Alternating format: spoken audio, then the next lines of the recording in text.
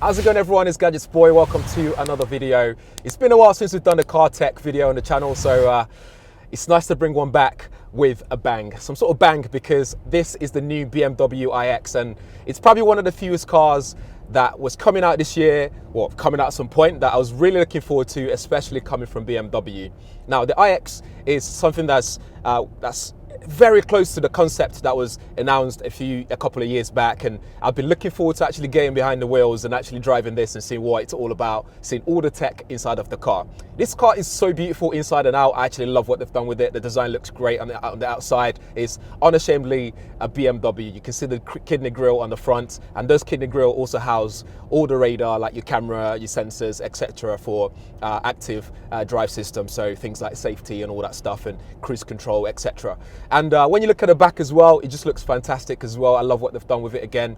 The side profile, not so much going on. It's very smooth. There's no cutting shapes or anything like that, like what you would see on like a, let me think, maybe an Audi, for example. But this one is very minimalist on the outside. Looking at the headlights as well, it looks very slim. I believe this is the slimmest profile headlights that you'd see on a BMW full stop, and it's got some new tech in there as well. It's got active beam, which looks fantastic, and it works really good as well. And same goes to the back as well. For the back, you get the tail lights are very slim, again, very slim profile. And when you open up the boot, you're looking at 500 liters of space in the boot, and this is built on the ground up, so you get plenty of space. The configurations are really good. This is the iX40. There's also a bigger version in terms of speed and the range that you get in this, the iX50. And depending on what configuration you go for, you can spec it up to different spec levels. This is sitting on an optional 22-inch alloys as well, and the design of the alloys are actually designed to allow for better aerodynamics and better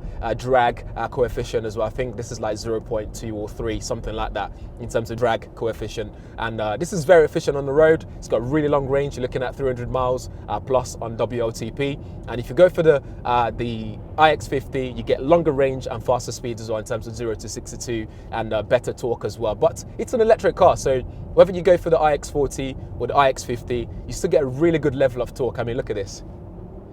Woof. It just pushes you to the seat, and is pretty much instantaneous. Before I go on the inside of the car, you also notice that on the outside, the door handles are integrated, so there's nothing popping out, there's nothing popping in. And on the rear right side is where your charging port is. Supports AC DC charging, and also supports really fast charge as well, so you can do up to 150 kilowatt hour charge. 150 kilowatts charge on this version. But if you go for the iX50, you can also go to the 190, I believe, or 180 kilowatt charging. Don't quote me on that, but the faster charging you can get on the iX50, because that's got a bit bigger battery, longer range, and you can still charge it very quickly. You're talking about those Ionity charging where you can charge it up within 10 to 80% within like 35 minutes on the bigger one, and on this one you're looking at about 31 minutes. So that's enough stopover at service station to quickly. Half a mile, bear left. Oh, thank you for the sat nav there. So yeah, you can quickly charge it back up very quickly before you head back on the road. Take a quick break and off you go again on the road. Let's come back to the inside of the car though. There's so much going on the inside in terms of technology available, loads of safety equipment. So when you come inside of the car, one thing you notice is the lounge experience that you get here, and there's so much tech going on as well. If you look at the armrest here, it's huge. It's nicely suspended towards the front as well. You got this nice clear rotary dial. You still got your gesture control, so you can do things like do this to control the volume on the car, and it works when it works. But I'm not a big fan of the gesture control thing, but it's there so you can keep your eyes on the road. That's debatable. And you've also got this clear rotary dial here. If you go for another spec version, you might get the iX50 especially, you might get the crystal display ones, a crystal finishing one, but this is the basic version, unfortunately, so I can't show you that. But it's very minimalist in terms of buttons available. You've got this new button feature where if you see those 3 lines on there, it means that you can press it for extra menu options. So you got on the seat settings here. So all the seat controls are on the right side on the door card. You got Harman Kardon sound system here, or you can also opt for the Bowers & Wilkins, which gives you more speaker settings. I think this one's got 18 speakers in there with the Harman Kardon, and it sounds fantastic. You got surround system, which sounds fantastic. I keep using the word fantastic because that's exactly what it is. It sounds really really good. And you got this large display, this curved display that wraps around the front of you, and it's very intuitive. The colors are sharp. It's very easy to see everything and operate it. The menu's really good. It's running on the latest OS 8 in terms of operating system. So you can add widgets on the home screen. You can go into settings and adjust different things. You've got applications available. You got Spotify in there. You've also got Ringo as well if you want to pay for parking right inside of the car, so you don't have to load up your phone to do that. You can also unlock the car using an app as well, so you don't even have to take your phone out of your pocket. You can have your phone in your pocket, and using that ultra-wide band on the new iPhone. Please leave the roundabout at the second exit toward Farnham. Thank you. You'll be able to unlock your car without even having to get your phone out of the car, of your pocket, which is actually quite cool. Elsewhere, you get wireless charging mat, which is underneath here. You've got 2 USB-C ports there, and for the passengers at the back, they've got USB-C ports as well to charge their devices. And one thing that's also pretty cool, which is probably the first of this kind of thing inside of the car, full stop, is the panoramic sunroof that covers a large sector of the roof, but you can also electronically dim it. So for example, when it's nice and bright outside, you can press a single button up here and it clears up, or you press it again and it gives you privacy as well, so it feels nice and cozy inside when you need it to. It's very responsive as well. Unfortunately, it's just very grey in England right now, so it's very hard to display and actually demo for you guys, but it works really well when you actually see it in person. Going back to this display though, you've also got heads-up display, which is really cool. You can add different information on there in terms of like sat nav, your cruise control information, your energy information in terms of charging information, battery levels, that kind of stuff. And then on the driver instrument cluster, you can change the view as well to suit your driving style. You can actually easily change the view and what information is displayed on here. It's very dynamic, which looks cool. And one thing I really love is this new AR system feature with the sat nav. So you get this arrow that shows you when it's interactive. So this arrow shows you as you're turning. So every time you get close to the next instruction, so if you're approaching a junction or a roundabout, the arrows will start pointing to let you know when you need to turn left, when you need to turn off, and which exit you need to take. And it works really well. It's very intuitive, very responsive. I really love what they've done there. And it's hard to, again, show the length at which the graphics quality is really good. It's hard to show that on camera, but if you ever get a chance to sit in one of these in person, make sure you have a look at it because it looks really good. Elsewhere, it supports Apple CarPlay, supports Android Auto, both wireless and wired as well, so it depends, it's up to you how you want to connect. If you look on the menu as well, you got your personal assistant, so this will learn your behavior over time as well. For example, if you're someone who turns on the steering heating, maybe after it's 8 degrees every day, this car will learn over time to start turning that on automatically for you, which is pretty cool. You now have my mode as well, so besides, just for example, just using sport and efficient mode, you can also create your own active, you can also create your own personal mode as well, so you can make the car really yours. And you got charging information. In terms of seat comfort, you have seat massage. You can easily change the seat settings and store different seat settings as well. You can electronically control the steering wheel using the button on the left side of the steering wheel. And this polygonal steering, it's very comfortable to hold in hand. It's got nice leather finishing, and I love that it's got a big gap at the bottom because I tend to rest my hands there as well on longer trips. And this has also got some level of autonomous driving. It's got lane departure and lane change assist as well, which is pretty cool.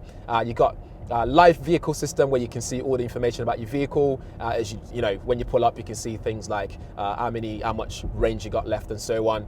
And if we go into driver settings, this is where you can control and change things like your driver assistance settings.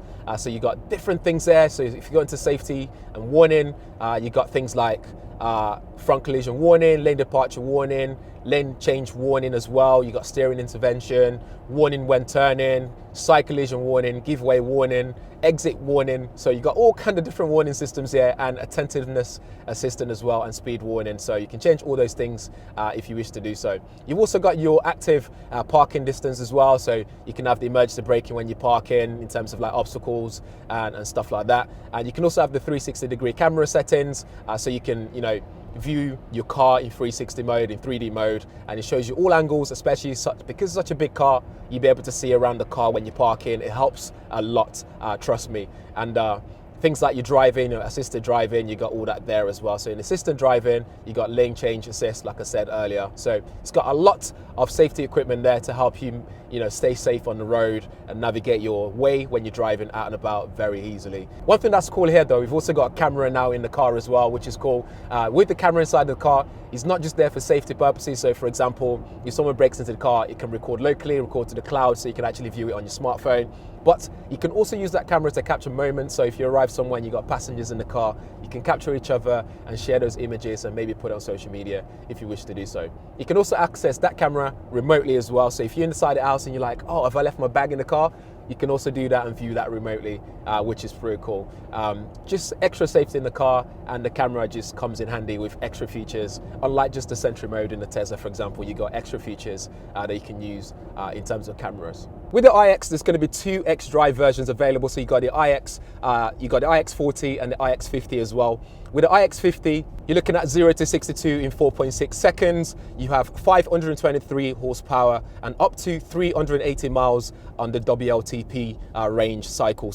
And you also get up to 200 kilowatts DC charging. And in terms of battery, you have 112 kilowatt hour battery in there, which is ridiculously huge. On the iX50, you also have the integral active steering, and you have adaptive twin axle air suspension. With this platform as well, each wheel has its own motor on there as well, so that improves driving capability and driving performance as well, and with a high voltage battery helping it, powering it on as well. So again, this is all built for that extra performance, good range, and just generally all-round good performance on the road, so it fills you with confidence. The second model is the xDrive 40, which is this one we've got here. So that will do 0 to 62 in 6.1 seconds. It has 326 horsepower and up to 257 miles WLTP range.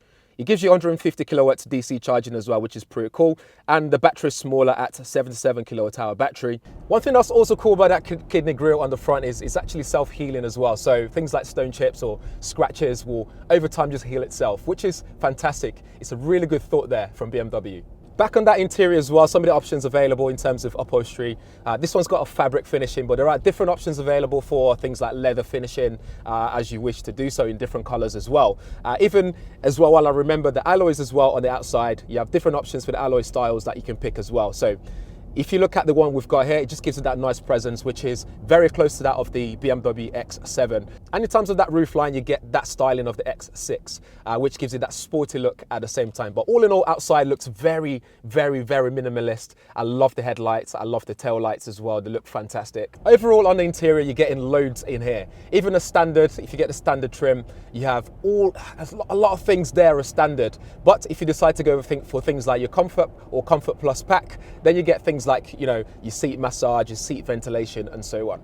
One thing that you can also get in some of the different versions that's available is the laser heated door panel, for example, and just the M Sport version, for example, just looks more muscular, for example, and it has that smoked finish on the laser headlights and stuff like that. So it just depends what you go for and what you opt for. So there's plenty of options available to make it really yours and make it just the way you want it to look like. If you're wondering about the driving experience though, this drives fantastic, as you'd expect from xDrive, and a car that's got a motor on each wheel as well. So the handling on this car feels fantastic. The steering feels very precise, so it's not too heavy, it's not too light. It just feels perfectly, just the way that I like it as well. And you can adjust this to suit your sitting style, and so as comfortable as you can be.